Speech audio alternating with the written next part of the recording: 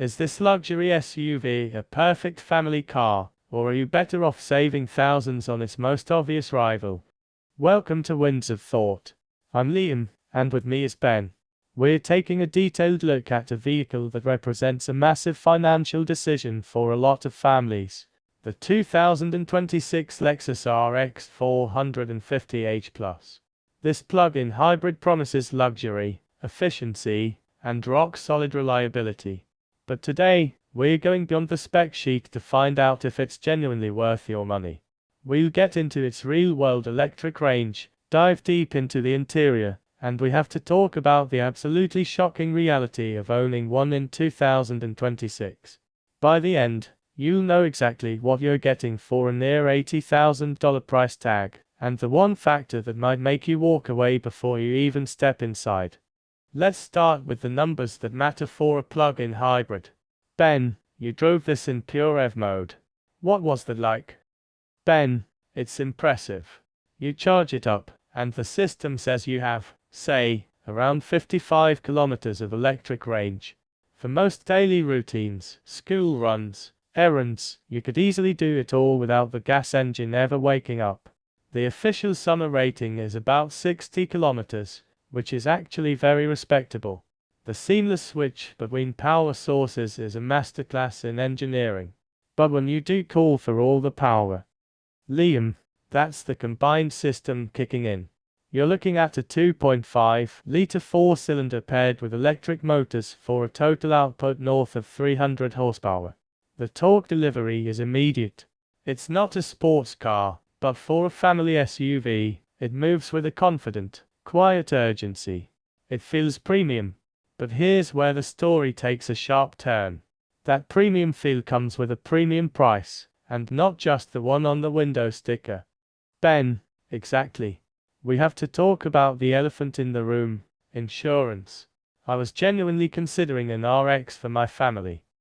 We loved our old one, but when we got a quote for a 5-year-old model, a standard gas version, the annual premium was over $5,000. That's for a driver with a completely clean record. Liam, that's staggering. And for a brand new, top-tier plug-in hybrid like this, I can't even imagine the cost. It's a perfect storm of high vehicle value and, unfortunately, high theft rates for these models in certain areas.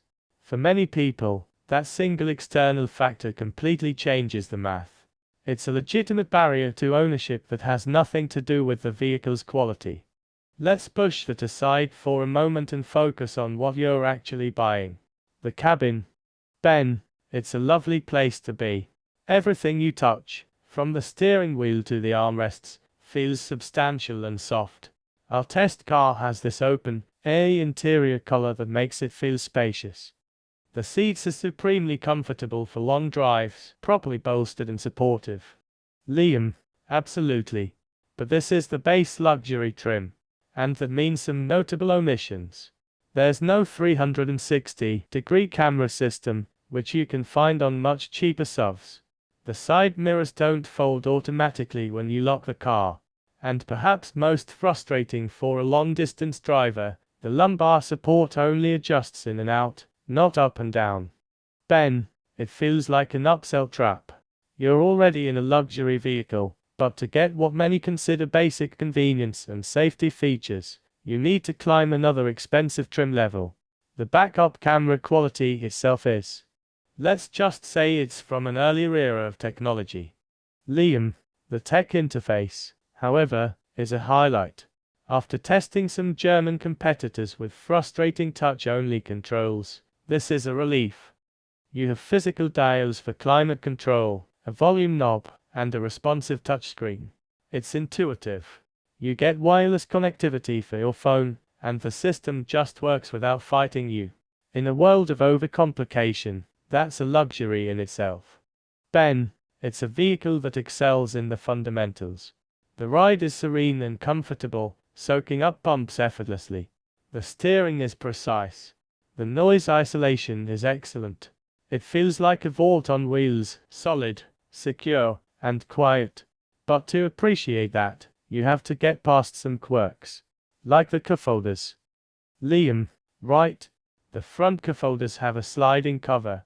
When it's open, it sits very low, which is great for stability. But it means your large travel mug might sit awkwardly low. It's a small thing, but you notice it every morning. The cargo space is generous for the class, and the rear seats are easy to fit child seats into, which is a major plus for families. So, we have a beautifully built, incredibly comfortable, efficient plug-in hybrid SUV. Ben, it drives like a dream. The hybrid system is smooth and the cabin is a sanctuary. From an engineering and comfort perspective, it's incredibly compelling. Liam, but the value proposition is complicated. Our Canadian spec test vehicle starts at over $78,000. For that, you're missing key features, and you face potentially astronomical ownership costs beyond the payment. It forces a brutal comparison. Ben, the comparison is unavoidable. For tens of thousands less, you could get a Toyota RAV4 Prime.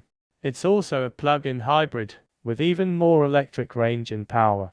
You lose this sublime Lexus interior and that magical ride quality, but you gain financial sanity on the purchase price and likely on insurance. Liam, and that's the ultimate conclusion.